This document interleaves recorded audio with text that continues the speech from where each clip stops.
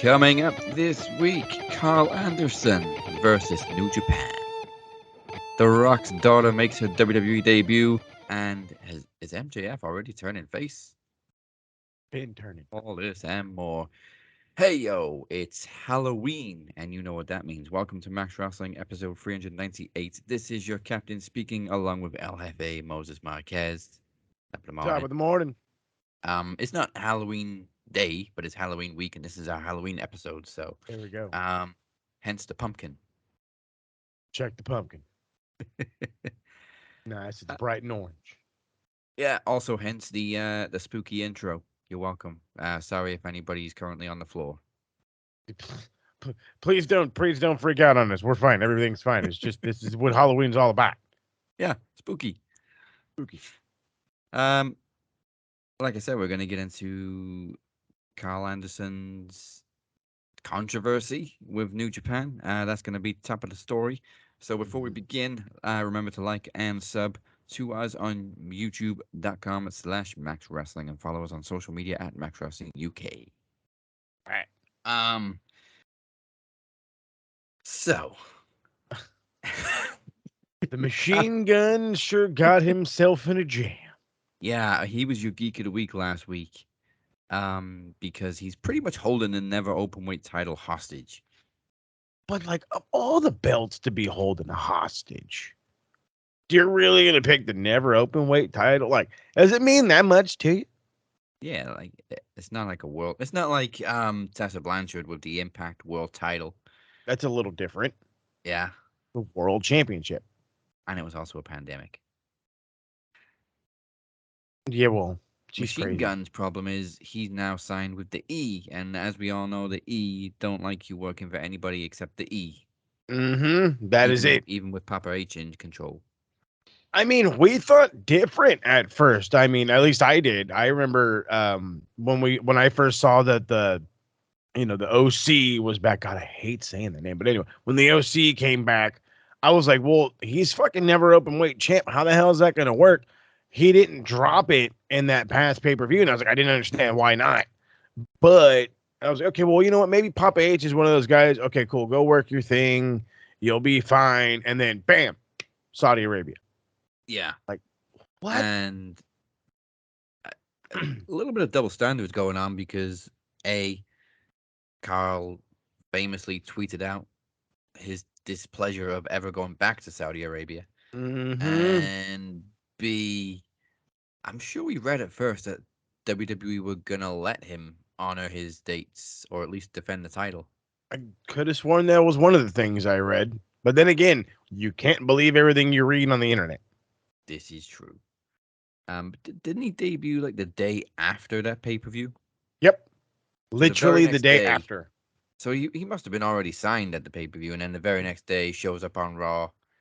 Like, somebody must have known what was going on. Like, he's still never openweight champion, but he's going to the WWE. Maybe we should do something about it. And they said, nah, we'll figure it out. And now it seems like he's almost bickering with New Japan in public. Like, tweets going back and forth. New That's Japan what it looks like. came out and said, well, he's going to have to show up and defend it, or we're going to strip him of the title. And Anderson fires back, nobody's stripping me of anything. I'll defend it when I feel like it. I mean, and then there was an issue, a statement put out by Hikuleo after killing some nerd that he's like, just let him keep it, and I'll get it back when he's ready to come back. It's like, so you're getting rid of this belt, is what you're telling me. Is what you're telling me is you're getting rid of it because the motherfucker ain't going back. No, it's such a weird situation. Either nobody knows what the fuck is going on, or, and this is I, very unlike New Japan, they're working the shit out of us. But like, do New Japan do stuff like this? Do they like blur the lines with kayfabe? The only other time I've ever seen the blur the lines with the kayfabe was when Jay White tried to go after JR. No, and I mean, and I'm being serious because I'm really thinking about it, and they're so by the fucking book. It's not even funny. They're not that kind of company because they are true to the pro wrestling nature. Yeah, they're not a sports So entertainment company. by no means. Are they a sports entertainment company? I mean, that's why they don't do like hardcore matches and all that other shit. Like they are pro wrestling. They're pro wrestling. So I've never seen anybody like work them like this. I'm really trying. I mean, maybe if I go back far enough to like the early Bullet Club days, but then again, I don't know if anything was like this. Or okay, well, I'm now with a completely different company, and I'm gonna just do whatever I want with this fucking belt. Like, no, Mm. like that's just this is all brand new to me. I mean, if it is like all 100% completely real, I don't know why they don't just strip him of the title. I'm pretty sure we said this last week. Just strip him of the title. Just move it and just move on. That way, it's not a thing. But I mean, they have to be working with each other, right? That's the only logical explanation in this entire thing, that they're working with them. Either Carl's not going to Saudi Arabia and it's a fucking joke and he randomly ambushes Hikuleo and then they have the match or whatever when he's all beat up and still loses, which there you go. I booked it for you, Gato. Um, or they've already got it planned for a completely different day. Yeah. So, I mean, it would be hard to imagine WWE working with New Japan when, of course, we know that New Japan have a relationship with AEW, a working relationship with AEW. yeah.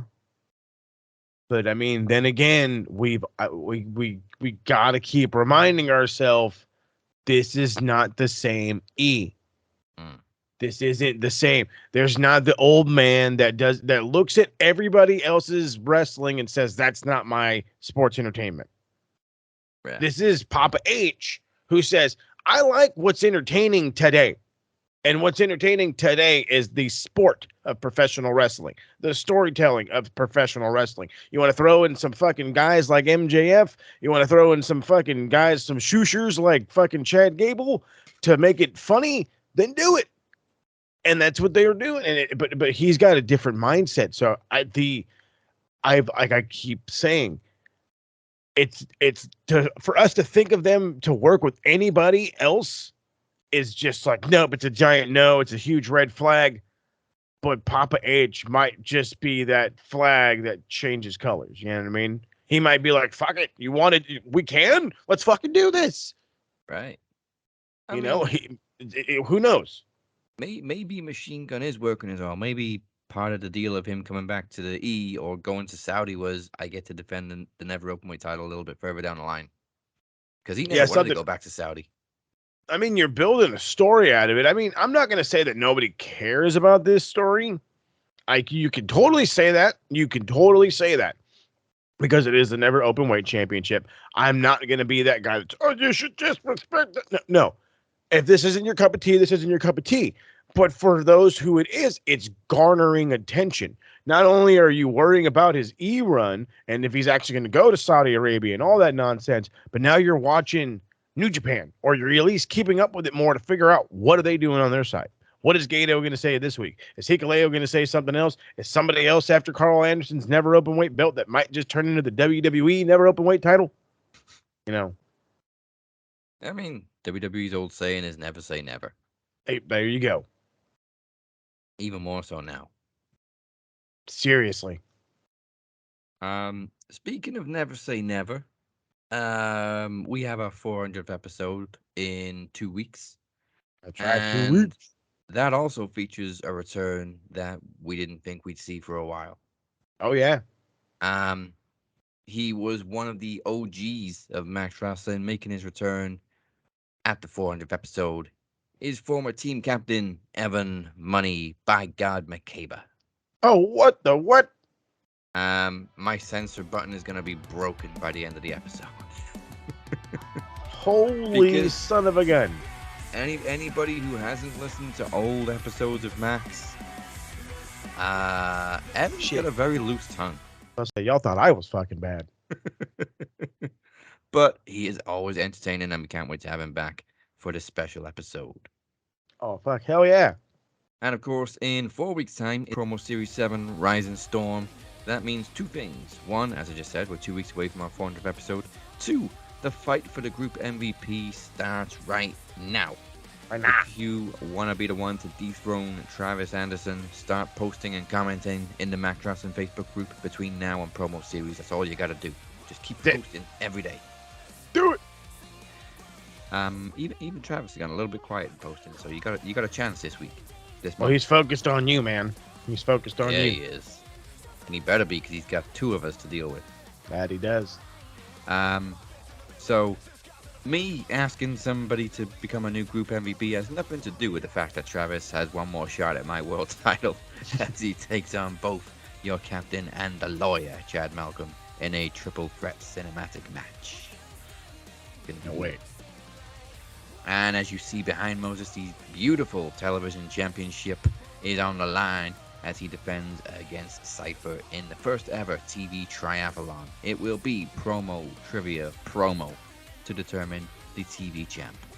The promo game is as sharpened. The belt will be around my waist. Cypher, are you man enough to take it? We will damn sure find out fair and square this time. Let's go. And another championship on the line is, of course, the Knowledge Championship. Every year at Promo Series, it gets defended in a gauntlet where the winner stays on. This year, the Phoenix defends against Beer, Kenny Killer, and your very own captain. So, Feeney's losing. that's some interesting contenders because Beer was in the first ever final for the Knowledge title against Kenny. Kenny, of course, was the first ever Knowledge champion. And, of course, I've never competed for the Knowledge title. So, anything can happen this year. Anything can happen. You're putting it up against some of the biggest freaking trivia minds this channel's ever seen. Are you kidding me? Yeah, and it's fresh. Oh, Fresh my competition. Goodness gracious. I think Phoenix and Kenny have only gone one-on-one once, and he's never gone one-on-one with Beer or me in trivia. So we're getting some first-time evers. Yeah, we're sharpening those pencils for the Phoenix this year. I don't know why he'd need pencils because it's not a write-down question type of thing, but we'll see. I was like, for those of you who ever thought you could hang with trivia, this is the one to really gauge the scale on. Oh yeah. And in more promo action, Mike Larkin is returning to face Daniel Crimmins for the second time. First time since Promo Slam 2020. It is a grudge match for the ages. Can't wait. Mike Larkin's coming back. Good for him. Excited to see what he does. Even more excited to see what DC does. When you back DC into a corner, bad things happen. DC's not one to beat around the bush. No, he is not. As even I found out when I faced him in promo competition. Exactly. And then on top of that, you're giving him extra time. You can't do that. You cannot give DC extra time to chop you down because he will get to chop you. Yeah, Mike been running that mouth, so he has a 2-minute disadvantage against DC. For more information, go to matchwrestling.net/promo series 7. Sam. And now, for stupid shit people say online, this is shit Mark say. Motherfuckers. OMG, Kevin Nash. Who the hell told you tonight was open mic night, bitch? Tell me you did not just say that. WTF, thought he was dead, LOL. Names have been changed to protect their stupidity. We had some fresh meat on TikTok last week. That we did. Not too much going on. I mean, I had been posting some stuff, mainly positive comments. Got one last night, and I said, "Thank you for attending the show, there, Butsky." We'll just call him user number 1.5 billion. I'm not even gonna fucking credit him a fucking name. There you go. There's your name change, Haas. There you go. Bunch of numbers. User bunch of numbers. I was on this lovely, fantastic thing of talking about Senior Chick Magnet Punk and how he was exactly how he finished his WWE run. Now I want to take my ball and go home because I don't like what's going on. And again, we understand that. And originally, this thing looked a totally different way. But when it came out that Punk was lying out of his ass and swung first and all this other stuff, it's obvious that he wants to take his ball and go home. So I expressed my feelings on that. And immediately was, not immediately, but probably like a whole day later, actually, abrupted by a user, bunch of numbers. And he goes, it's a work. He'll be back after his torn whatever is fixed. And my simple reply is, if it's a work, why has this buyout been in the talks for the last month? And nobody wants to answer that question yet. So, I mean, it can, to be the nice guy on TikTok, because I want to kind of keep that narrative pushing. You can absolutely think that as soon as Punk is healed, he's coming back. But if you're really, truly thinking about it, if that was the case, they would have been using him in any form of video package at all. At all. Okay? It's been over a month since the whole thing happened. And we've seen multiple incidents, or there's been multiple video packages featuring the Bucks and or Kenny Omega, especially last night. And by the way, here's the other fun thing about Punk and all this. Punk wasn't in the building last night like the Bucks and Kenny Omega was. So he ain't coming back. You can live in that fantasy world. I'll allow you to live in that fantasy world because I don't like to chop down nobody's dreams. But then again, they're dreams. Okay, he's done here. Is Papa H want to bring him back? Does Papa H think he can keep him under control? I don't know. I don't care. I'll bring it up on TikTok and we'll let them go at it about it. But we'll find out then next week. Yeah, you know what, Mr. Bunch of Numbers? I liked to have been you a few weeks ago thinking maybe it's a work, but like you said, they would have used him in any type of media. Like it or Anything. not, Punk is a fucking draw. And Exactly. if they could have used any of this controversy to their advantage to keep Punk in the picture and use his name or whatever, they would have, but they swept it all under the rug. This guy was the highest. He brought the highest ratings that AEW has seen on television with his name, with his debut and the whole everything. If he was bringing that big of numbers, a fucking photograph is bringing more attention to them. A fucking 4-second feature on a video package is bringing them numbers. The name mentioned by Excalibur, CM Punk would bring attention. If they're not willing to at least say his name, he ain't coming back. I'm sorry. The honeymoon is over. He went from the happiest dude in all of pro wrestling, giving us everything we've ever wanted, to I don't want to do it that way. I don't like the way they're doing this. And now it turned into this. And now you can go figure out if Papa H wants to do it your way, if you don't get hurt after 2 months. But that's a nice segue because the first one I got is about Punk too. Of course it is. Now, Fuck, man. Look, okay. Before I get any fucking heat, I like Punk. I love Punk. But right now, in this whole talking scenario about the media scrum, he is the bad guy. And he will remain the bad guy until he's not the bad guy. And I don't see that day coming. Okay? But I have no ill will towards Punk. I don't absolutely hate Punk. In this situation, he's the devil.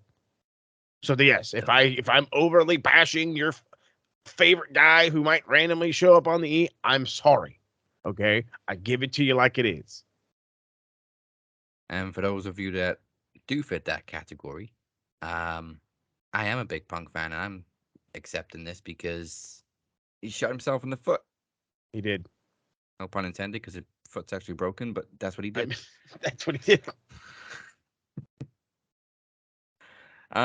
So a new little ingredient was added to the whole All Out Fallout story this week, where the door apparently hit Larry the dog and knocked out 2 of his teeth. Yeah. So Purple Bad Jedi, I don't fucking that's the name I'm giving him this week. Sure. Said, I insist Larry had no business being in the middle of chaos. Sure. Caused by his own human. Huh? Like, What? What, motherfucker? You work for PETA? like, okay. Okay, he shouldn't have been in the middle of the chaos, but Punk had every right to bring his dog to the show and keep him in his own dressing room. That's what I'm saying. Like, homie, you work for PETA? Like, I don't. But What the then fuck? somebody jumped to Punk's defense, but also turned out to be seemingly a cornet mark, judging Oh by some of the God. terminology used. So Mr. Super Real replies, "Huh? How the fuck is CM Punk false? He was literally minding his own business in his locker room until, and here comes the cornet lines, Twinkle Toes and the Hardley Boys broke into his locker room." First off, they like it's been said on multiple times. They knocked and walked in with a fucking member of legal and all kind and I think Brandon Cutler was there too. Yeah. You know, it was like, so they walked in like, "Hey bro, what the fuck's the problem? Like HR is with us, motherfucker. Like, what's the problem? What are you gonna?" And bam, punched. I mean, okay, I can probably understand, Larry probably wasn't paying attention. Poor Larry. That's a dog lover. It's also As a an small animal dog. lover. Yeah, he's a little dog. As a dog, as an animal lover. Poor Larry. I feel bad for Larry. I do. But are we really gonna give him fucking Punk some shit for having his dog at the fucking arena? He talks about his dog like his son. I'm pretty If sure he you takes that dog everywhere. He does. And then like you gotta understand, if you're not a parent and you're a dog parent, it's a totally different thing, but the same concept. You take that motherfucker everywhere. Everywhere. Okay. My stepmom, and I'll give you a prime example. My stepmom, I had a little 2-pound chihuahua about 10, 11 years ago. I was in high school. No, I was just getting out of high school at the time. And she would make my brother stay home from work because the dog was sick. Take care of your sister is what she would say. People think of these animals as fucking like their own child. So let the motherfucker take him to the arena. We can't give this guy some shit over taking his dog. The fuck? Like, I'm sorry it happened. I feel bad for the situation. Everybody felt bad for that situation. I assure you. So there it is. It should be squashed, right? What the fuck? Why Right. the fuck? Who gives these people access to social media? What the fuck is going on? Their mothers, somehow, I guess. They disowned him years ago. What do you mean? Good God. Jeez. Next up, I don't even want to give this one a name. It's just stupid.com. Let's go. So McFoley tweeted, "If you are an anti-Semite, please unfollow me. Thanks." Fair enough. Right. Stupid.com replies, "Already have, months ago, media puppet." So is he like saying he is an anti-Semite Oh my or God. just doesn't like Mick Foley or I hate the term media puppet. Media puppet. Media puppet. time and a Like, place. it's serious. Like, you're gonna call fucking Mick Foley a media? The motherfucker dresses up as Santa every year. How you gonna call him a fucking media? Like, what? What? What is wrong with people? Like, this is embarrassing for the human race. I genuinely don't know anything wrong with Mick Foley. Like, the guy is open and honest about everything wrestling This week related. is so bad. Like, why is this week so bad? What the fuck is wrong with you guys? This is why Twitter is I only check It's Twitter cesspool. on a fucking Wednesday night or Thursday morning just to look for this segment. Like, I genuinely stay off Twitter most of the time because of shit like this. Yeah, it's Um, bad. I don't even promote the show most weeks on Twitter because I don't have the energy for the damn platform. Well, It's a it's just cesspool. all the random negativity for no fucking reason or the goddamn spam like crazy. Yeah, well, we got a lot of AEW negativity for Oh, no reason next. Both of these tweets are relating to WWE promoting Carl Anderson versus Finn Balor on Raw, which, there's a lot of history between them, but other than right. that, it was a nothing match. Yeah, well, I mean, Um, what do you expect when you take what could be a high level match and you put it in the E? 9 times out of 10, it's not going to be what you expected. And again, you can maybe change that percentage 1 or 2 points with Papa H, but the majority of the time, it's not going to be that big of a match. You know what? It's funny. Both of these nerds have football players as their profile pictures. So, Shocker. nerd number 1. That's why AEW is finished. Nerd number 2. Already better than anything AEW has done this year. I wonder who they got as players. I could probably tell you. We'll figure out right now. Okay, so let's see. So AEW, apparently AEW is already finished, with an upcoming pay-per-view and a weekly television show that's not going away anytime soon, and the start of a Ring of Honor streaming service. But they're going away. They're done for. You hear me? They're done for. They're done because of a random match on Raw that meant nothing between two good friends. That wasn't even that good. Yeah, literally nobody's talked about this match. No. I remember the talk of it being scheduled, and that was it. I even forgot it was on. That's Raw for you, baby. And that's Marks for you, and that's the shit they say. Jesus.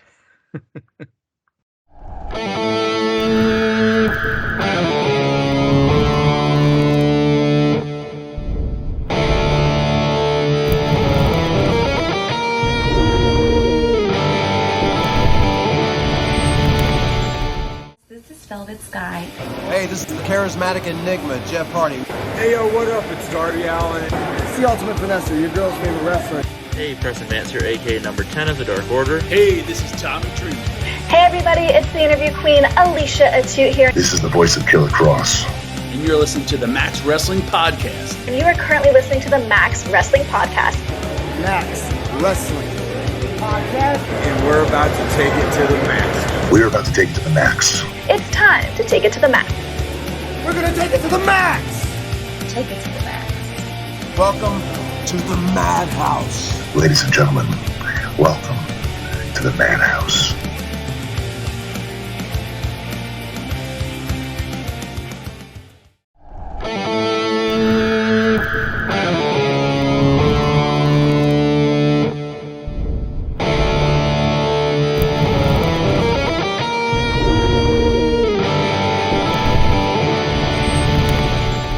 That really was like the worst week we've ever had. Like, I mean, homeboy on TikTok, I was like, okay, whatever, that was pretty generic, but then it was like fucking nerds. You can get mad about somebody taking their dog to the fucking arena, and then this is the downfall of AEW, was a basic ass match on Raw that nobody gives a shit about. Huh. Okay. On the road to Crown Jewel, where one of them might not even be there. Ta-da. Welcome back to the Cap and Mo Show. We're here every single Thursday. Don't forget to like, follow, subscribe, wherever it is you may be joining us. Still to come, the Geek of the Week, the best of the week. This week's Dynamite, and a little bit more history from WWE, Impact, and NWA this week, which we're going to get into in just a sec. Okay. So it's time to go back in time to this week in wrestling history.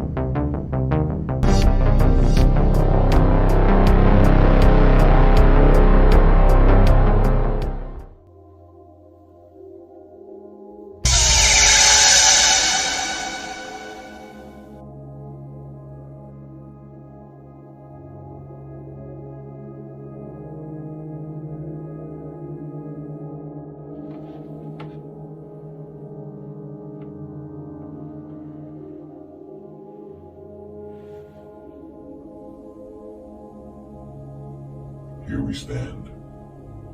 Happy Halloween. Some of you may have realized by now the importance of Halloween to me, or where I got my name, the shape. Is it obvious yet? Halloween and the shape go hand in hand, much like the shape and the captain once did. But now, Captain, as you know, there is a storm coming. And it's time for you to face your shape. It is time for your destiny to be shaped. Now,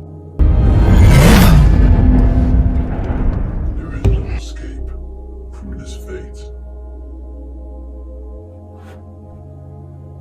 Because this is your own house of horror. Howdy, y'all. A little message here from Sui. I had something coming up called a Pro Series Rising Storm on November 24th.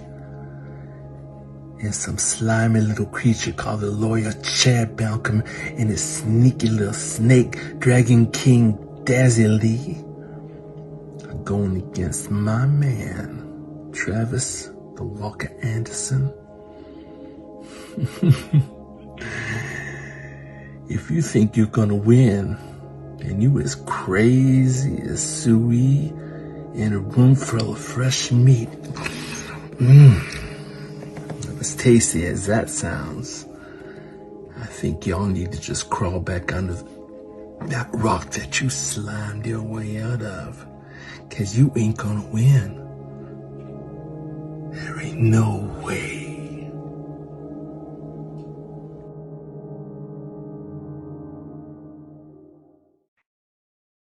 What in the fucking shit? All right, so now the House of, well, I mean, you should know your House of Ashes now has a, is that Mr. Pig from Batman? I don't know what it is. I don't know. I'm confused. You're just part of the group, but you leave Travis do his own thing. We're like in the. It's like when you walk in the locker room for practice and something weird's going on, and you just fucking back on out, bud. You just back up. You know what? Hey, I'll come back tomorrow. The gif, the meme, when you walk into the room with a handful of pizza and the room's on fire and everybody's fighting. Yep. You're like, I got a bunch of pizza. I'm taking home. See you later. Kind of like the locker room it all out. But we are going back in time to history, and I will deal with that at Promo Slam. So October 21st, 2001. Although they were both a team in WWE, they were both Team WWE. They were also bitter rivals. Chris Jericho defeated The Rock to win the WCW World Championship at No Mercy, but they managed to work together well enough the following night to also win the WWE Tag Team titles on Raw, reclaiming WWE's gold from the Dudley Boys. God, I miss those days. The invasion was pretty much. It was obviously WWE versus the Alliance, but it had its own subplots. Like Jericho and The Rock hated each other. But that was what I mean by that. It was, hey, you guys are in a bitter rivalry. Fucking team up. What? Yeah, you heard me. Oh, guess what? Now you're the fucking tag champs. This is bullshit. It's awesome. But I just beat him for a world title. I don't give a fuck. You're now your tag champs. God damn it. I mean, see, it was that craziness, that little bit of craziness from the old man that was like, okay, this is cool. This is good. Because it's unexpected. It's super wacky.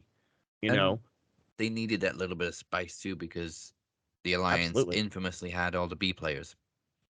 B and C's, but yeah. They didn't have Sting, they didn't have Goldberg, didn't have NWO. They didn't want to pay. But then again, let's keep it funky, because that was a double-edged sword. They didn't want to pay, but these cats were making bank to sit at home. Oh, Bam. yes. And Sting didn't want to sign. No, he was the only one that was like, nah, it's not about the money. I just don't want to go. Funnily enough, he changed his mind, 15 years later? I was about to say 15, 16 years later. just to have 2 matches and 3-4 appearances, and that was it. But again, I don't think that was about the money. That was just to tick WWE off his list and say Yeah. Sting's done it all. Yeah, I'm sure he wanted that Taker match to finish it, but, Yeah. they did Seth first, which still makes no sense, but whatever. Never got that match, and we never will. Oh, well. Unless they both decide to pull a Ric Flair and fucking wrestle when they're both I mean, 70. at this fucking point, I don't see why not. I mean, and in all reality, let's fantasy book for a second. Wasn't Sting in a cinematic match already? In AEW, yeah, he did the Exactly. tag match with Darby. So, come on. We can't of all and fucking Trav's been saying this for the past couple of weeks, and I hate it when he says it to me, but I'm starting to get the groove. Fucking Papa H, pick up the phone and call TK. We need to start make wrestling fun. Yeah. Everybody watches wrestling because everybody's on everything, and just let's make fucking wrestling fun, goddammit. Fun. Come on.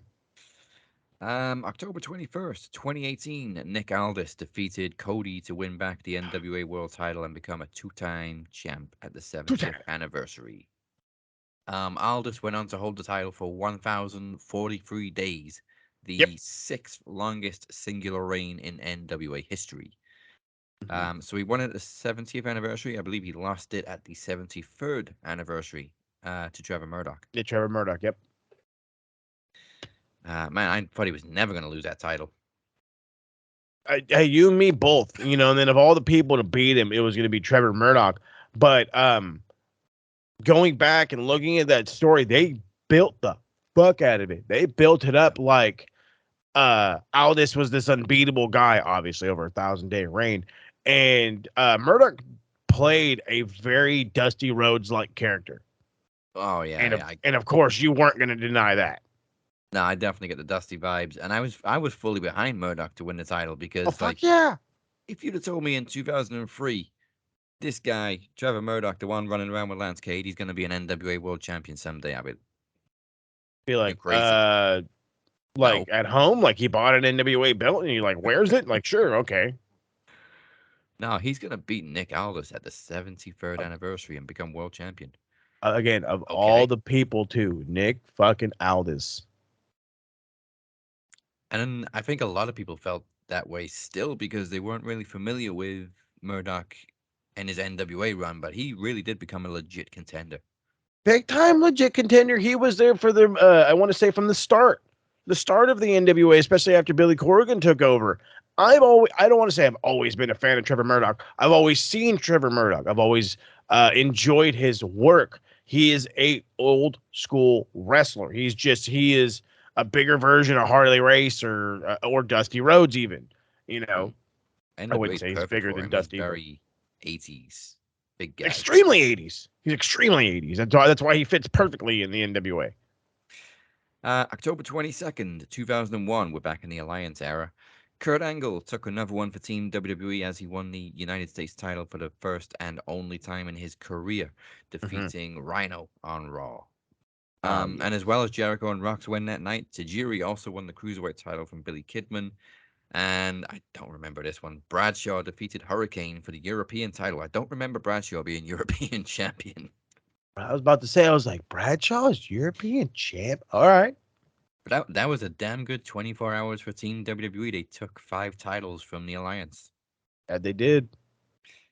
And 2 of which were WCW's own championships. That's all right. Never understood why they never brought in the ECW titles, too.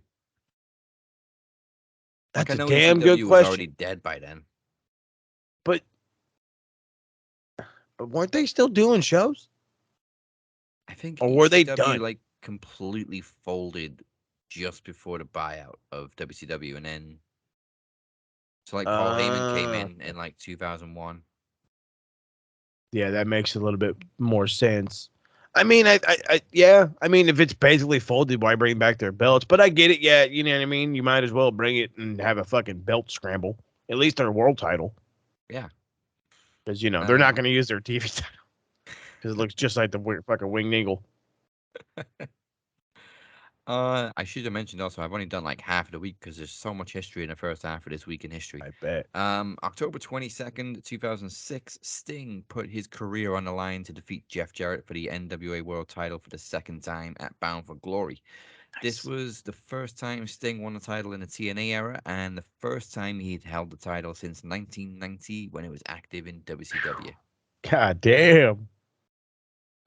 And I think he won the like main title like 3 years in a row at Bound for Glory. That sounds like Stinger. Yep. October 22nd, 2021, last year, the infamous title swap between Becky Lynch and Charlotte Flair on SmackDown. It led to plenty of media coverage as the two real life rivals reportedly went off script. That was a bad segment. Yeah, you're telling me. And naturally, I blame Charlotte. It's all her I mean, goddamn fault. But it was her fault. Like, she decided to just throw down the belt at Becky, and Becky Yeah. responded. Yeah, I was about to say, she kind of did fucking screw herself into a corner. By the way, I hate to say it like this, but where the fuck's she been? I don't know, but she can stay there. Oh, you know what? That's a good idea. I'm trying to remember the last time I like the way you saw think. Charlotte Flair. I'm it like, Mania? yeah. Fuck, was it Mania? Had to be Mania. She lost to Ronda, then Ronda went into a feud with Talia, and then lost it to Liv Morgan. So yeah, I think Mania was the last time we saw Charlotte Flair. Sound like Mania. Nice. It's been peaceful in the women's division. Right? People are getting over.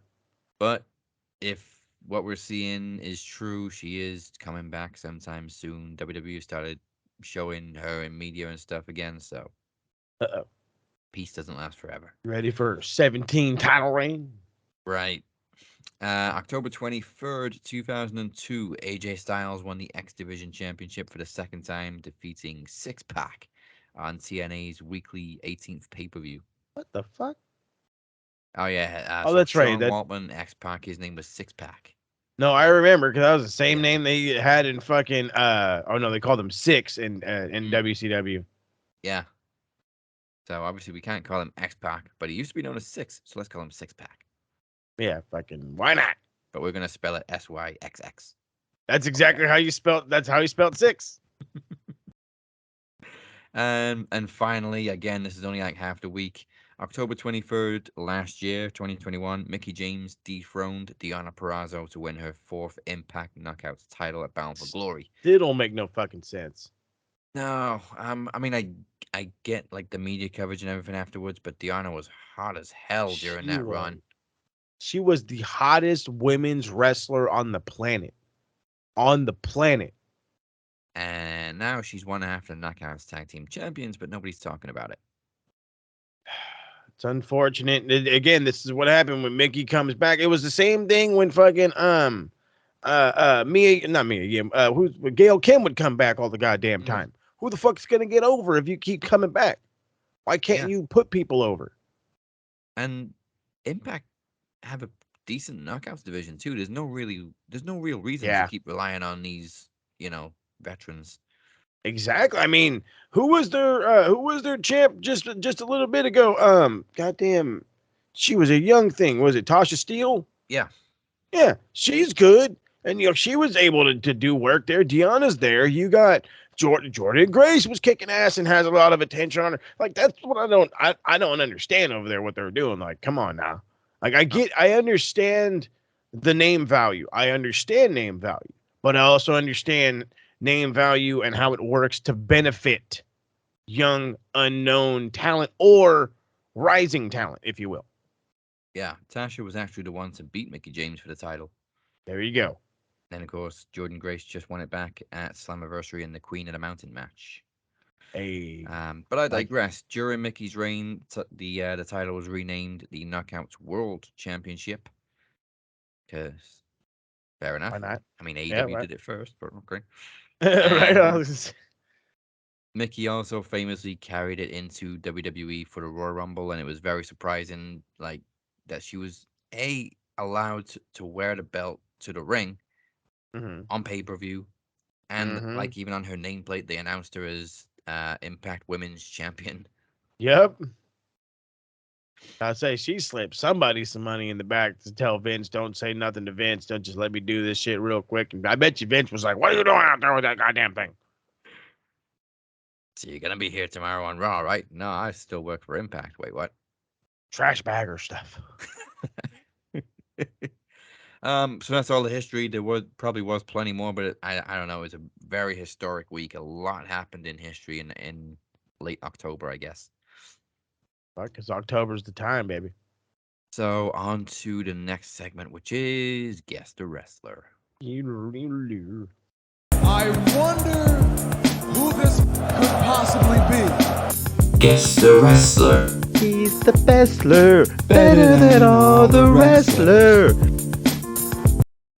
So career highlights.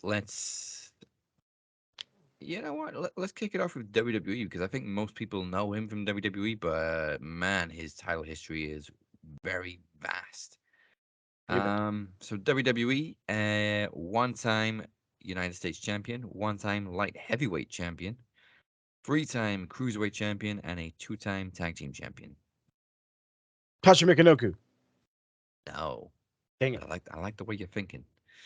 So geez Louise, some of these other championships. He's a former CZW heavyweight champion. A former junior heavyweight champion in All Japan. Junior champs. Dean Malenko. No, former TV and tag team champion in ECW. Who the fuck was junior champ? That's the one I'm thinking of right now. There's only a short list of people who actually won the junior heavyweight championship from WWF. Also in Big Japan, former junior heavyweight champion twice and a former tag team champion in Big Japan. Sabu? No. Former CMLL World Light Heavyweight Champion.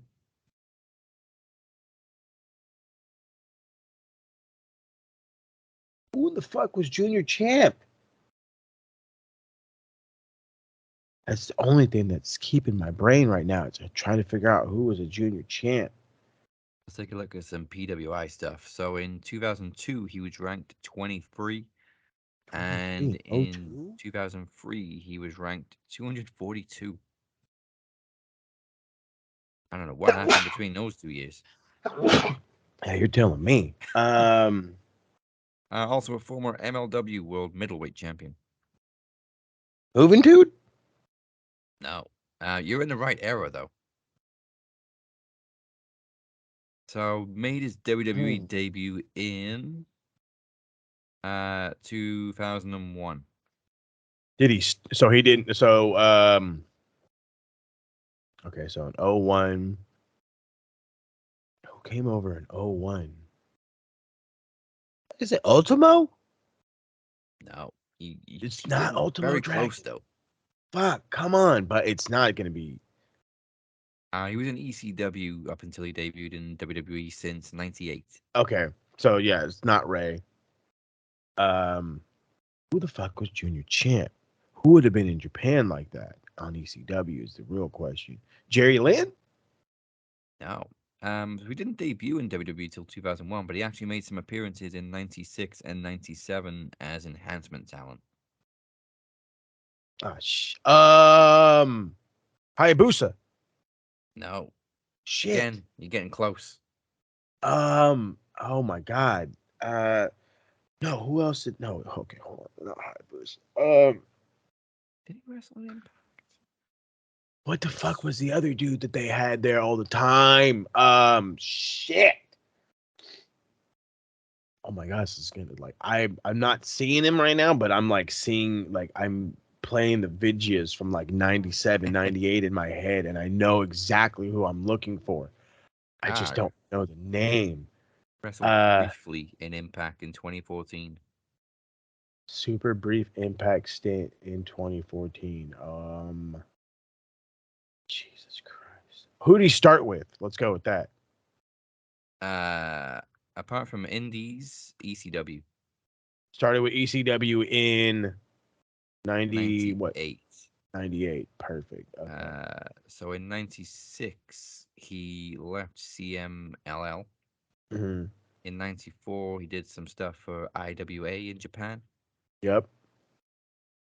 That's fucking god damn it. I'm looking right at his face right now. He's tatted up like a son of a bitch. So the final appearance in Impact was at Bound for Glory, where he teamed with the Great Muta to defeat James Storm and Great Sonata. Okay, so he's teamed with Muta, so he's obvious he's got to be Japanese. Oh, and that Bound for Glory was in Tokyo. He's obviously Japanese. What is your name? Oh my god, what is your name? I'm looking right at him. Oh, Shall I run through some of the people he won the tag team titles with? go for it. So in ECW, Mikey Whipwreck. Oh, Nike. In WWE, Eddie Guerrero and William Regal. He won. Goddamn, Tajiri. Yes, Tajiri. Are you kidding me? William Regal must have been the biggest clue. Oh my god! But the dude, what a lineage! Oh man, his. Why did I not think of Tajiri as junior champ? Oh my goodness! See, that's what I kept going back to. I said the second I figure out who was in the junior champ division, and I kept thinking of dudes with masks, dudes with masks, dudes with masks. No, Right. Taka didn't have a mask. Fuck, goddamn Tajiri. Championships all over Japan and Mexico. Yeah, he wrestled for just about every single promotion in Japan. Yeah. New Japan, All Japan, Big Japan. Damn. Yeah, I think he was gonna work Noah, but I don't know if he ever did. Oh, hey, he's on there as Noah. I think he did Noah. He did Wrestle 1. There you go. That's the one I was thinking of. Yeah, that's the big one in the 90s. Tajiri got around. All right. God damn, what a stumper. So let's get into more of this week's news. We've already talked about Carl Anderson's controversy. Ava Raine finally made her NXT debut with Schism. Which the internet was is well received.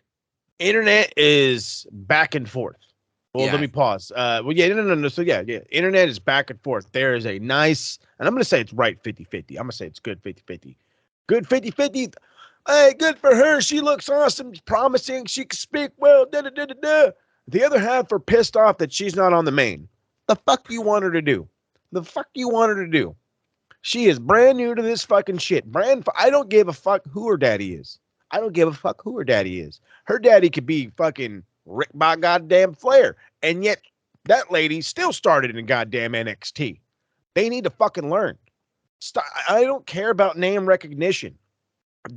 Dom is the only exception. But then again, how much shit have we talked on Dom? Lots. That's my fucking problem. You really want to be talking shit on The Rock's daughter? I don't. No, I want to enjoy her run. So if that means she's got to be in NXT for 2 fucking years, then it's fucking, hey, be in NXT for 2 years, girl. You already sound like you're well-spoken. Let's see how well-rounded you are now. I'm excited. This is good. Good for her. Stop being so fucking negative. We've only seen like 3 minutes of her stuff, and I like it. Exactly. She's poised. She's calm. And she speaks well. And you know what? That's all she has to do because that's all she needed to do. And it works. And considering she is brand new to this industry, I don't know how long she's been training for, a couple of years. Yeah, it's good to stick her in this group because she's going to learn from them. She doesn't have to like jump in the deep end all by herself. She's got these guys around her. And she also has the benefit of a gimmick. Like, there's a very dark gimmick with Schism. You've got the creepy-ass Joe Gacy, and you've got the grizzled young veterans. So, again, you're easing her in. Yeah. You don't need to make her a star. Here's the Rock's daughter. No. And Did you do that with Braun? No, you didn't. You didn't just go look at the Steiner. No, you didn't. So slow down, let her do her thing, and then watch her turn on that team or what have you, or her get turned. Watch her turn into the biggest goddamn baby face there is, leave the NXT, and who knows, maybe be the female version of her dad. I don't know. But in her fucking 3 minutes of fame, it was good. It's like the only part I've seen from NXT this week. Like the Wrestling only is thing not. I've seen people talk about from NXT. There And was she also dropped a line in her promo about this being her family, which I don't know if it was intentional to say, like, I don't need to be known as The Rock's daughter or whatever, but I'm sure it is. I'm sure it's a nice play on words. Let's go Yeah. with that. I'm sure it's a nice play on words because we know it looks like Sean's running the game in NXT, and Sean knows, like, yeah, I could absolutely push the fuck out of you as the Rock's daughter, the Rock's daughter, the Rock's daughter. But what is that going to do for you? You know what I mean? What's that going to do for you? Are you going to get anywhere? No. And now this is what they're doing, and it's going to be slow, and it's going to be well thought out, and she's going to be as well rounded as you can be when you leave NXT. yeah, because look what it's done for Charlotte. Like, yeah, she's successful, she's won all these titles, but nobody likes her. Nobody likes her. But then again, it's because it was constantly pushed as you are the female version of Ric Flair, the female version of Ric Flair. You have the robe, you have the entrance, you have the woo, you have the moves. I don't know what else you don't do. I mean, you do 15 more moves than your dad does, but you still do your dad's 7 moves. Okay, let's keep it honest here. So also let's just remember, like, I've seen maybe 1 or 2 people complain that she's a heel or she's in a stable for a debut. Very early in his career, The Rock was in a very famous heel stable. Yeah, after his, what was it? Like, I think like 2 month stint as we got to push the crap out of your baby face with the fucking Rocky Maivia and the tassels and the frizzle hair, and he just would come out all fucking jazzed. Awful. But It was man, garbage, but I loved it. I don't give a shit. bring in the nation and look what it did for him. Thank you. The nation said Rocky Maivia, who? Here's The Rock.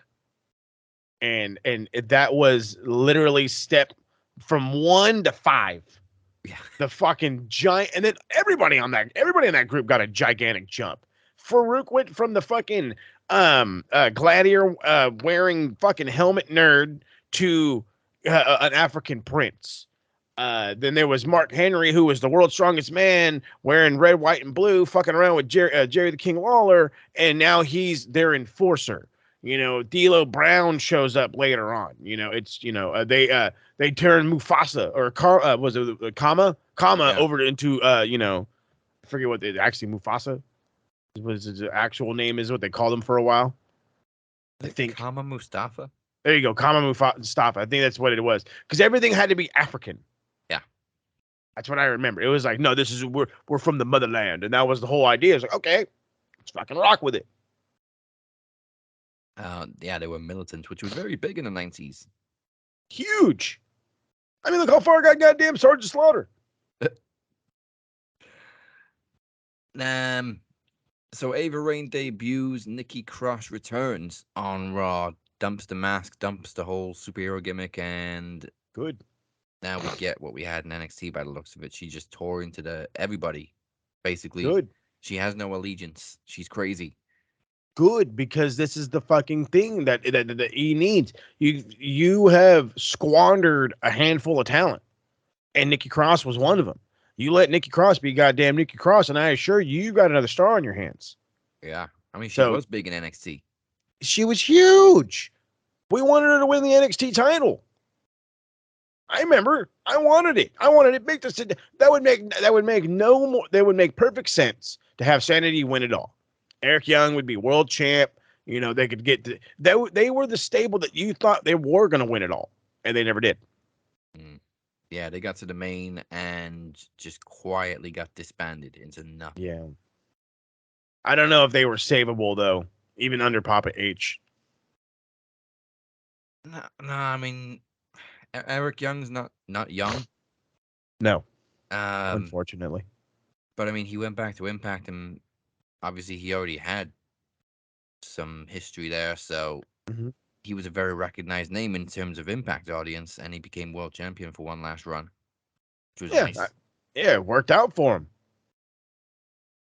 But now But Nikki I don't. Cross was nuts. I mean, she would get in fucking Aleister Black's face. She would get into Asuka's face. She was great.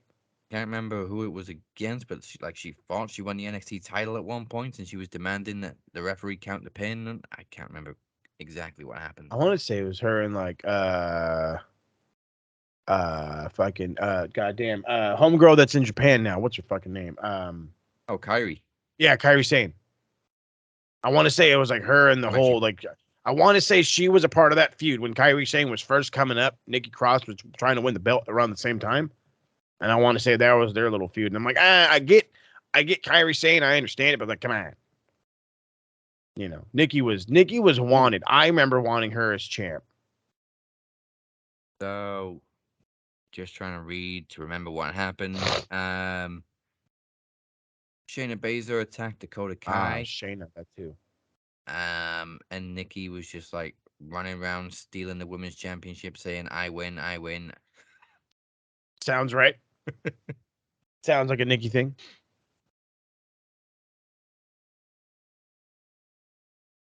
You see, and Dakota Kai thought she won the title.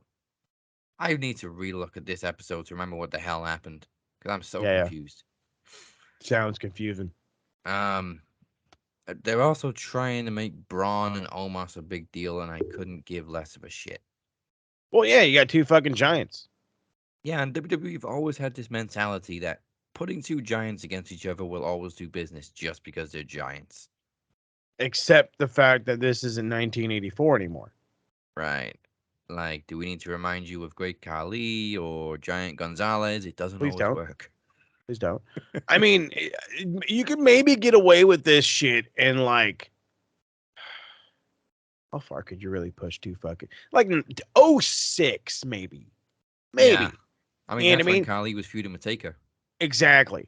And then right after that, that's probably where it halts because that's when you started to get shitty Great Khali. And then, I mean, there was the dancing Great Khali at one point, and, you know, it just got really fucking bad. They took the idea of having this terrifying monster, gigantic person to, hey, look at how big of an idiot he is.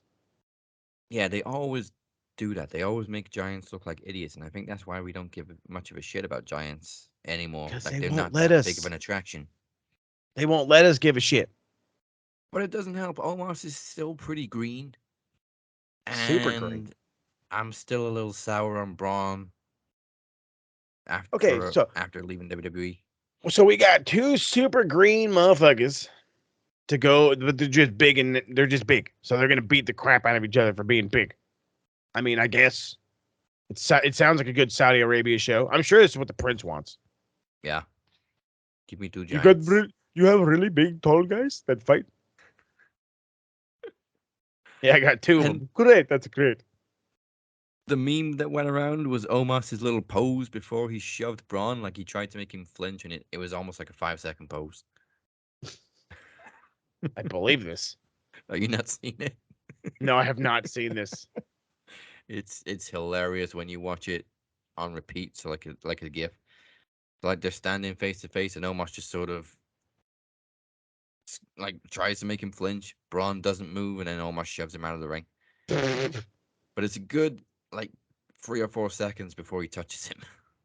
After moving to make him flinch. So like, okay, they took the picture. Bam. Jesus, bud, come on. Oh, he's bad. But it's been very quiet on the WWE front this week. Like, not much happened on Raw. SmackDown was okay. But even Bray's promo was just like an afterthought. Mm-hmm. This was going to happen. This was going to happen. There was no way he was going to maintain momentum for multiple weeks. I'm sorry. I mean, it doesn't help that they're always backstage promos. Like, get to the fucking ring. That makes it way more better. I hate to say way more better like that, like I'm a fucking 6-year-old, but it's the truth. it gives you more of this matters promo. You know what I mean? We are willing to give it time in the squared circle in front of everybody to, to really make it worth your while. Otherwise, we're in the backstage and it's kind of something that you can listen to as you're going to get your popcorn or your beer or taking a piss or whatever, It's not as important. Yeah. And also, we still don't know who he's going to be feuding with. Like, there's no indication of anything. None. I mean, it's still just rumor mill city, you know what I mean? But we don't know nothing. So on to Dynamite. Real quick to finish with the East stuff. Tommaso Ciampa's undergoing hip surgery. Oh, yeah. Poor bastard. I didn't even know he was injured. I didn't know either. And I'm like, what? And apparently I was like, oh, that sucks to hear, though, because like he's he's had, I don't know if he's had, but like every time I turn around, this guy's having surgery on something. It was his knee, then it was his neck, and then it was God only knows what else. And now it's his labrum. And it's like, I hope you're fine, dude. You just got to push to the main. I hope you like actually hang out for a while. And be nice. I mean, just like Eric Young, Ciampa's not a young guy really anymore in wrestling. 37? Yeah, he's 37. Like for a wrestler, that's not very young. No, because most of these cats are starting at fucking 19, 20. Some of them sooner. And most of them retire by 40. Yeah. I was about to say, look at Nick Wayne, dude, 16. Or he was 16, I should say. Jeff Hardy. Jeff Hardy was 15. Jeff Hardy was 15. He was 17. Rey Mysterio, 14. Like, I mean, it happens. It happens. Paige, Saraya, 13. Mm-hmm. But on Dynamite, again, it was one of those episodes where nothing really huge, not too much huge was advertised. I mean, obviously we had Mox and Penta, but even though there was not a lot very big advertised, it turned out to be a really good episode. Always a great episode. Well, not always, but they tend to be good more than bad, and they can rely on good wrestling because of it. Yeah, they'll throw some storytelling in to help build stories or whatever, but it's mainly about the in-ring action, and there was a lot of good in-ring action. Oh, yeah, and we opened with the tag match between Claudio and Yuta against Garcia and Jericho, which, surprisingly, the Combat Club won, so to finally get a point back for them. Surprisingly, they won, and they made Claudio look like the good old-fashioned Swiss Superman they did. That guy was on a goddamn tear. And if he's the guy to dethrone Chris Jericho as the Ring of Honor World Champ, I would not be mad.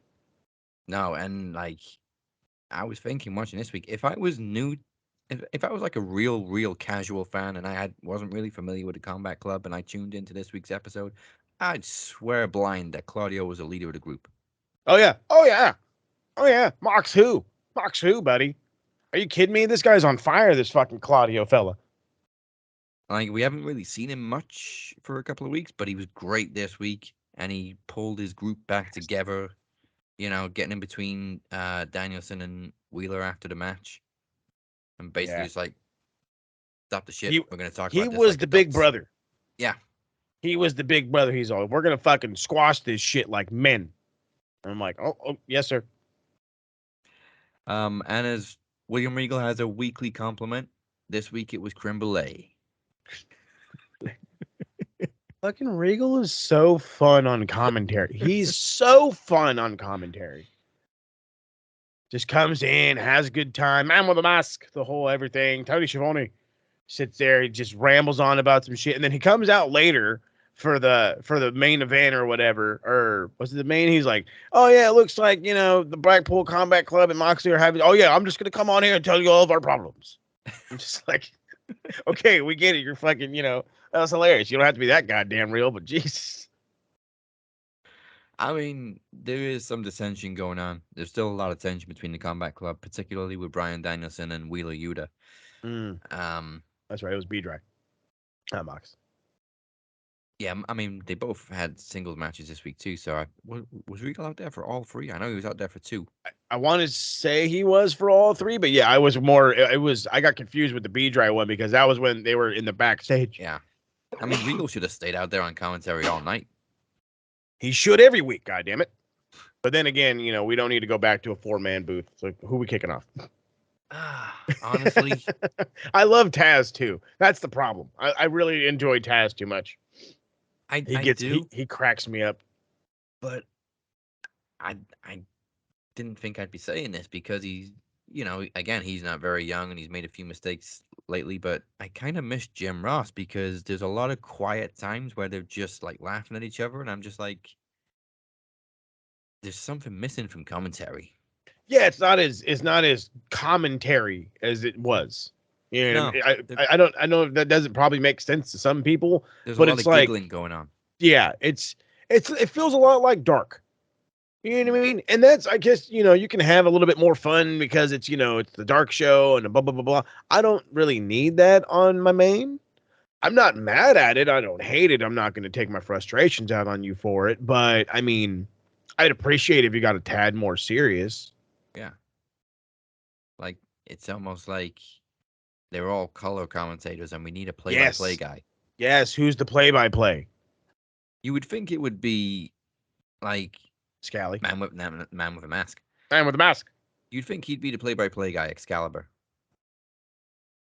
But he's the one doing all the fucking giggling with Taz. I know, right? He's the one just dying left and right. I'm like, bro, can you just not laugh so much? Like, okay, fucking chill out, dude. But aside from all the issues with the Combat Club, Swerve and Our Glory became number one contenders, defeating FTR with an assist from the Gun Club. Yeah, and a low blow. And a low blow. I didn't spot the Gun Club at first, so like at the end of the match, it was almost as if these two random fans were just holding fucking down. They blended in so stupidly well because they like dressed up like FTR. And at first I thought they were fans too, because you see FTR coming out and you just see dudes on I'm like, oh, see, those are some dedicated ass fans. And I was like, wait a minute, that dude looked familiar. And they go back and I was like, God damn, Austin Gunn, you fucker. It was when they were actually holding him back from the pin. I'm like, wait, you stopping him from doing his job? Oh, wait a minute. Yep. And that's when you realize, fucking the goddamn ass boys are back. But that's a good thing though, because I was really afraid that they were just going to hot potato those belts right to FTR. And if it means we have to have a third Swerve in Our Glory against the Acclaim, then hey, it is what it is. You know what I mean? Just the rubber match. Exactly. Put it on the back burner right now because you will give FTR those titles. You will. Yeah, so it's a good thing that we're delaying it because the Acclaimed need a good run.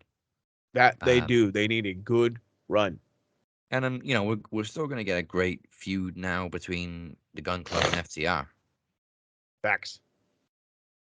Renee is like the queen of teleporting in AEW. She's fucking everywhere, man. Fucking everywhere. Like, within an instant, she goes from backstage with Saraya and Britt to on the stage interviewing MJF. MJF acting very in between, like super heel, but super face at the same time. Oh, stop it. He is the face of this goddamn company. I mean, he was by the end of the show. Jeez. Yeah, you're telling me. You're telling me, dude. This, god damn, this kid's on fire. Fuck. I didn't want them to turn him face until after he won the title because he's going to get a huge reaction anyway. And this was a perfect opportunity for him to be a heel because the person interviewing him, which they didn't really allude to very much, is, of course, the wife of the person he's going to face for the title. That's why he made fun of him, though. But yeah. I get it. I mean, he would have done that anyway. I get it. He was a little too he was, as much as he was on the fence and as half and half, if you will, a tweener. There we go. That's the word I wanted. He was a tad more face than he was heel. He was just a bit. And I'm with you. He could have went a little harder, saying like, oh, I'm going to beat he could have just simply said like, oh, I'm going to beat your husband for the AEW, championship of the world or whatever. But he didn't. And I'm kind of with you right now. He's a little two face. I want like a double turn. Like I would love Mox to be the bad guy and MJF be the good guy. But if you're gonna just set it up like that, then that turn of him being a face isn't gonna be a turn. Right now we're still in the teasing stages, but after the main event, you're basically you got your spatula underneath the hamburger. You're getting ready to flip.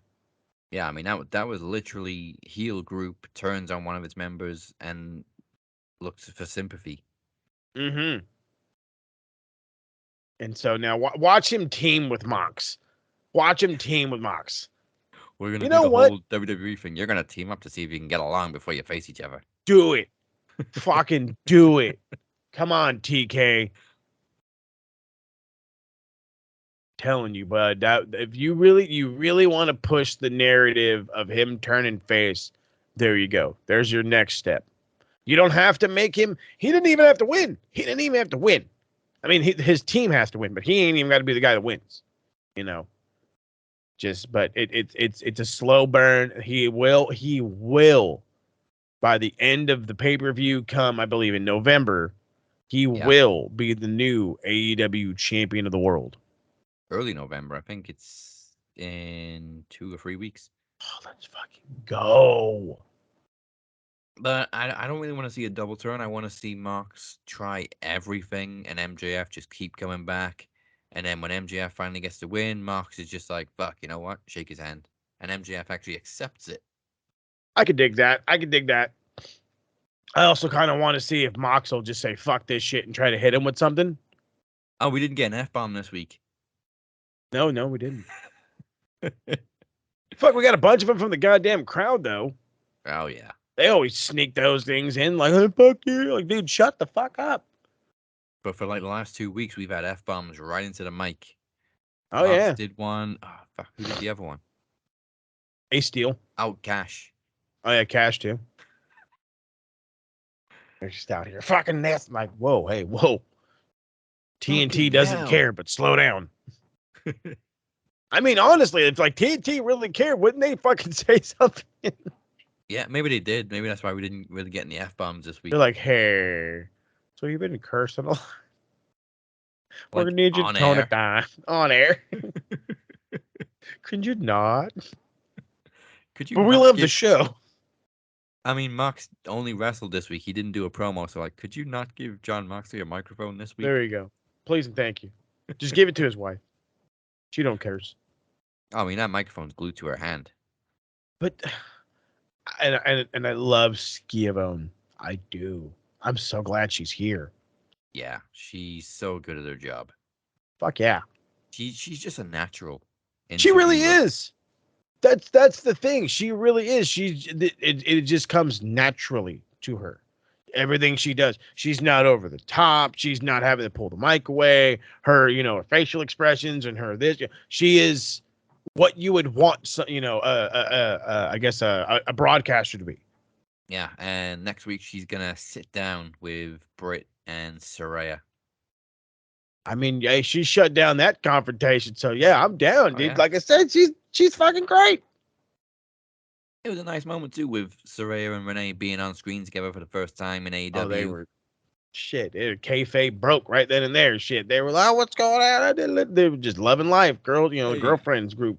The Joan Jett to my Blondie. Oh, I love that line. Great line. So yeah, Danielson had his match with Sammy. Won by ref stoppage. Jesus Christ, Brian. Why must you kill this young fella? I mean, I'm sure people loved it and wanted more of it, but goddamn, did you need to fucking just murder this poor bastard? I mean, he said he was gonna take out his frustrations on Sammy, and he did. Shit. I mean, I've seen Sammy beat the shit before, but fuck me. I want to know where this goes. Is this Brian getting his shit together, or is he gonna be the first one to leave the Combat Club? He's leaving, bud. He's leaving. He's going on his own, and he's been the only one that comes out of the heel tunnel. And I think he's really done. But that's been his thing ever since he showed up. Ever since he showed up, he comes out of the heel tunnel. Ever since. So I can 1,000% see him just leaving the group and being his own badass self, being the old fucking shooter, the old American Dragon, where if you're going to wrestle him, you might as well fucking, do what Arn Anderson used to do in the 90s and pre-book your hospital bed.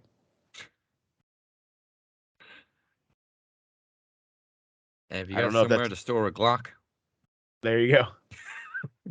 I just keep mine in my glove box.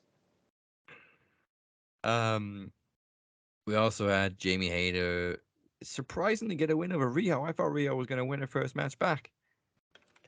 I thought the same, but you know what? Good. I need Yeah, this. This is good. I mean, Why? it's good Because for Hayter. Hater needs this. She needs this momentum push. And I like Riho. And last week I said Riho is ratings. Riho does not garner a fucking crowd reaction though. They were as dead as can be for her. That's fucking unfortunate as shit. But regardless, Jamie Hayter's over as a motherfucker.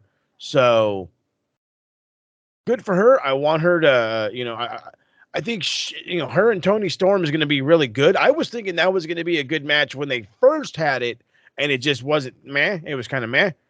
Maybe this is where it makes up. And then on top of that, maybe you could take the belt off of Tony, and now you have inner turmoil between Hayter and Britt Baker. Go from one storyline to another. Yeah, I mean, that was building at one point, and they just kind of dropped it when Jamie made it clear where her allegiance was. But, I mean, at some point, she's got to be the one to turn face and turn on Britt. Right. And she'd be a great face, too. She would be. I actually wouldn't mind seeing her team with Saraya because ever since she debuted, she's reminded me of a younger Paige. Yeah, I could see it. Definitely has the move set. And that works too. You've got Saraya and Jamie versus Britt and Reba. Oh yeah, Reba. Yeah. Even though Reba's wrestled all of like fucking one time in her 4 years on this goddamn car, 3 years in this goddamn company, but all right. Yeah, she doesn't wrestle very often. But she explained why actually on social media this week when somebody asked her why she never wrestles on AEW, and she said because the second she does, the trolls are gonna come for her, so she stays away from the combat side. Mm-hmm. And that was pretty much it. I mean, we had the main event. Obviously, Mox won because we're gonna get Mox and MJF, but yeah. I feel bad that was when we got Mox versus Penta because we knew who was gonna win. Yeah, that's the unfortunate thing about how they were doing this. Is it Mox against anybody feels like it's going to be Mox no matter what, and I don't want to say it sucks, but it is that predictableness.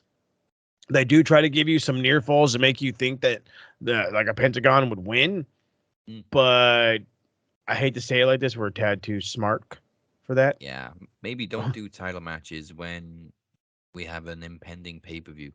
Yeah. I think it makes sense, bud. Right. Don't just do title matches for the sake of title matches, Tony.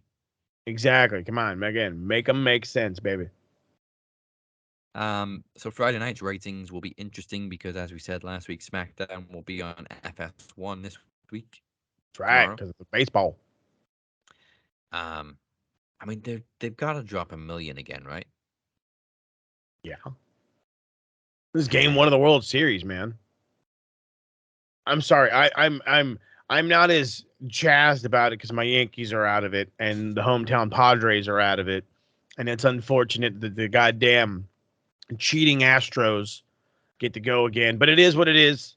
But still, regardless of the matter, those are still 2 extremely popular teams, and we know how big the fucking playoff games were, and how they affected ratings at that point.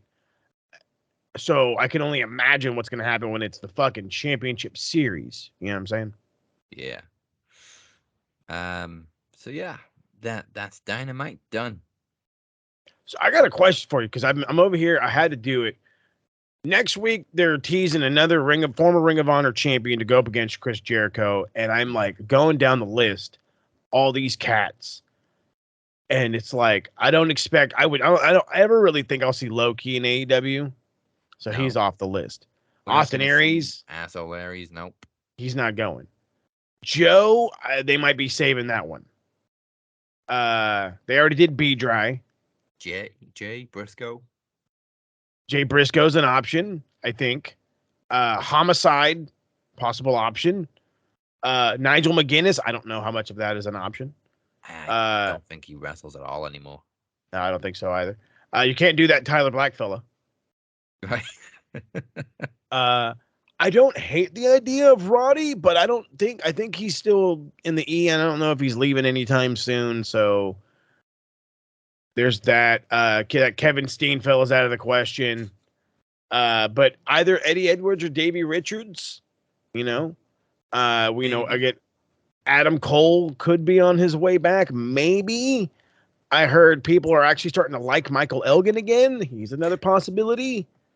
There's Jay Lethal. There's always Jay Lethal. Everybody always forgets about Jay Lethal. There's that CM Punk guy too. I don't think he's coming back. Yeah, he's not coming back, that fucking guy. It's not going to be Matt Taven because Matt Taven's going after Wardlow right now. They already did Bandito. I don't know if they're going to do Roosh. PCO's on the Spectre as well.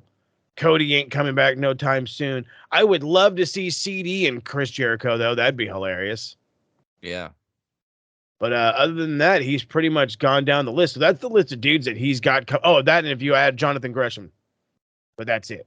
Oh, yeah, that ain't happening. No, it's not. He don't want to work for Tony. No, he's not interested.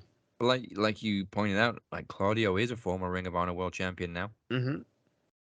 So I mean, it's definitely. I mean, that's the guy who we beat him, who we took the belt from. So we can definitely have that one. People love Claudio so much too. Like I don't think anyone will be that disappointed if they're expecting like somebody from the past to come in and we get Claudio. Be like, oh, okay. No, I don't think anybody would be that mad because I mean, let's be honest here. Who's going to garner a better pop? I mean, the hardcores, you might pop a little harder. You might pop pretty hard for like a CD for Christopher Daniels. He already beat Dalton Castle, so that's out of the question. The crowd would go bananas for Adam Cole. Yeah. But then again, are you really going to bring Adam Cole back to lose or to win the Ring of Honor World Championship? Like, I don't think that's really worth his time. Nobody's going to give a shit about either Eddie Edwards or Davey Richards. No. So apart from the Impact diehards might pop for Eddie. So the only real two people that could garner a pop that would show up next week would be Roosh, Adam Cole, or Claudio. I mean, Jay Briscoe would get a decent pop too. Hell yeah, but are they going to fucking let him come? Like, are they going to let him actually fucking work? I mean, he's been begging to come in to face They need to FTR for the fucking longest stop. time. So. These guys fucking apologized twice. Stop it. Like, you're denying these guys again. Like, and I'm gonna bring him up because he's my guy. But I still got to bring him up. Remember when Sammy said all that shit he said and got in so much motherfucking trouble, and yet he apologized and everything's kosher? Why the fuck can't the same thing happen with the Briscoes? Like, come on, man. But I would definitely put my money on Claudio. I like it. That's my move. It's Claudio. And if there's a title change, then good. Yeah, I'll take it. I will gladly accept that. Like we've been saying how Jericho is like bringing attention to Ring of Honor and carrying the flag as the heel who hates everything that represents Ring of Honor, but at the same time, he didn't really get to feud with Claudio. He just beat him for the title and then ran away. Yep. So I mean that could absolutely be, that could totally be where they're leading. Again, I'm always wanting to look outside the box or outside the specter, if you will, just because I know they love to bring random people in to fucking say, hey, look at this, try to garner a pop from this or garner a pop from that. And I don't know. I mean, on top of that, you got to really think about it. If you see Jericho just beating down old, decrepit wrestlers like a Davey Richards and Eddie Edwards and shit like that, that makes you want him to, that makes you as the fans want him to take the belt. They want TK to take the belt off him because like, oh, why the fuck are you out here wrestling these old bastards? And then here comes a Claudio and here to save the day because he's, the Swiss Superman. So I like it. Jericho also got what he wanted. Like, he got Danny Garcia to completely screw over the Blackpool Combat Club. Mm-hmm. That he did. All right, let's go on to the A to B of the Retro Rewind. SMR Podcast Network. You should be listening. All right, so Retro Rewind is coming back. Midterms are finally over. Your boy got B's. I'm not mad about it. I still got 2 A's and a C plus. I'll fucking take it. So because of that, we are going celebratories. The last time one we did was November 25th, 1996. Now we're in December. So what was the one that stood out to me the most? I shockingly watched both, took down minimal notes.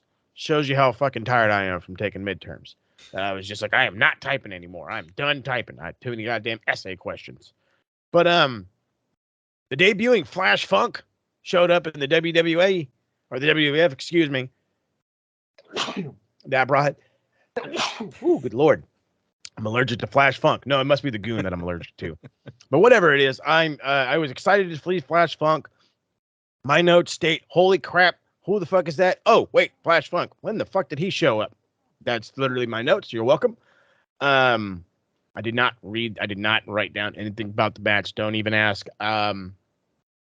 Glacier finally shows back up in WCW for the first time in months. Half-ass match because, of course, bullshit tag match. Where was the fucking thing that I gave a crap about? Dean Malenko, Billy Kidman. Not as good as you expected it to be, but the only good thing worth fucking watching on this goddamn show. And apparently the winner, well, no, this was a fucking, because they're building towards Starrcade. And the winner of this match goes on to face Ultimo Dragon at Starrcade. And I'm just like, uh-oh. So this ought to be a good one. But it obviously looked all in the ways of Dean Malenko and went that route. But, I mean, oh, and what was the last one? Hold on, let me scroll down. William Regal and Chris Benoit. The U.S. title tournament. Fantastic match. Regal was bleeding. It was good stuff. This is definitely one that I don't got any star ratings. I need to go back and redo them. But this was one that is definitely going to be in the 4s. I can tell you that right now. But yeah, dropping Monday. No, December the 2nd, 1996, Raw Nitros. Pushing to Starrcade. Here we go. All right. And it's time to find out this week's Geek of the Week. Pencil neck geek, grit-eating freak, scum-sucking peahead with a lousy physique. He's a one-man, no-cut, losing streak. Nothing but a pencil neck geek. Pencil neck geek.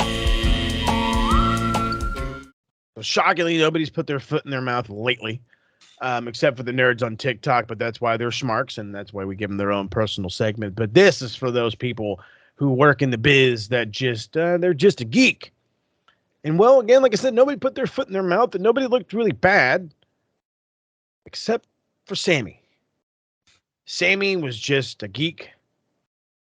Came down in his pink tights with his hot wife. And he got chopped. He got kicked. He got punched. He got chopped and kicked and punched. And stretched. And then chopped and kicked and punched some more. Left with a bloody chest, looking like the biggest nerd you've ever seen. For the only simple reason of you got the shit beat out of you. Sammy Guevara, this is your week as Geek of the Week. You can get in the bin. In the fucking bin. Well, coincidentally, we go from a repeat geek to a repeat Bachelor of the Week.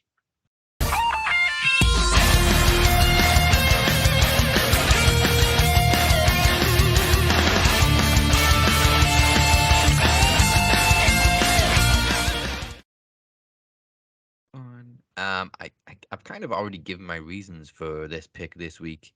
He had a great match that was just pure wrestling. Pure wrestling. And aside from that, he looked like a leader. So, repeat Bachelor of the Week, Claudio Castagnoli. Undeniable, this guy. Handling your Combat Club business like a boss. Like the true leader of the BCC. Yeah. I mean, definitely Regal's right hand, man. Yeah, you're telling me, man. He's leaning on him, and he's great for it. I hope more comes his way, and I mean more than just the Ring of Honor title. So thank you for spending your Thursday, your Halloween Thursday with us. Here's the socials again. You can find us on the evil Twitter machine at Max Wrestling UK, the Captain 512, and SMR Podnet. Check out the website maxwrestling.net, and don't forget to hit the sub or the follow button on Facebook, Twitter, Instagram, TikTok, all the socials. That's right. And now listen up, you Panzer Geeks, because this is what Moses has for you this week. There's so much going on. It's not even funny. As you know, the Retro Rewind is coming back.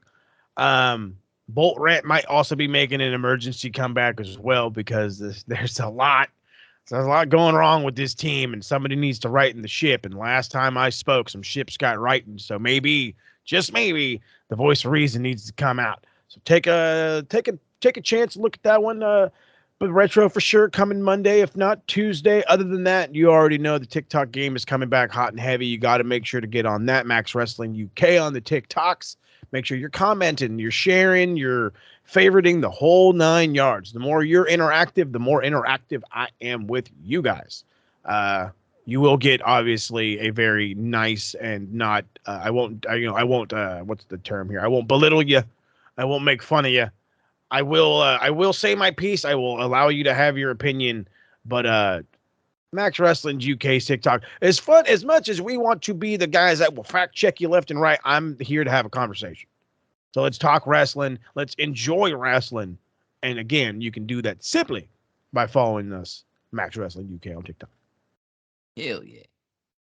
Oh, and by the way, if it wasn't already said in the beginning, hit the subscribe and like button before you leave this video. We have almost doubled in our views, and I know y'all are enjoying this. So hit the subscribe, hit the like, share it to your buddies. Let them know we're here every motherfucking Thursday.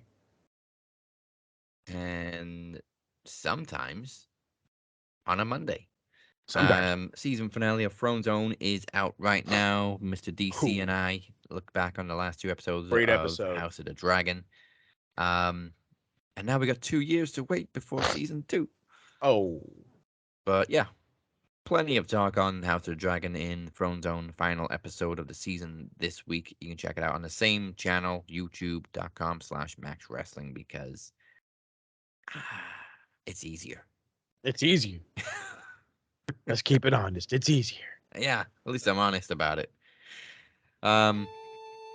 Join us next week, where we will not be predicting Crown Jewel because we don't really do Saudi shows. But if you want to watch it, enjoy it.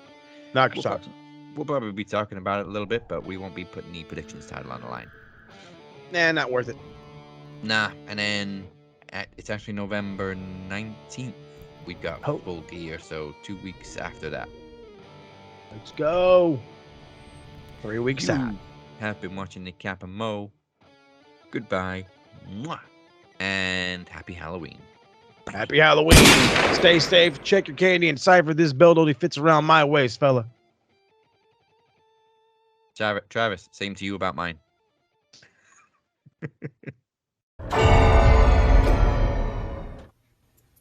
One more thing, Captain.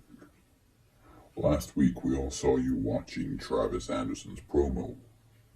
Or rather, listening to it. Because you had your back to the screen, and something in that promo seems to have escaped your attention. Maybe you should take another look. How well do you really know your jury members? The third channel, you gotta take the third channel off. It's still running. Please, for God's sake, stop the third channel. Stop it. Stop it. Stop it. Stop it. Stop it. Stop it. It's almost time, kids. The clock is ticking. Be in front of your TV sets.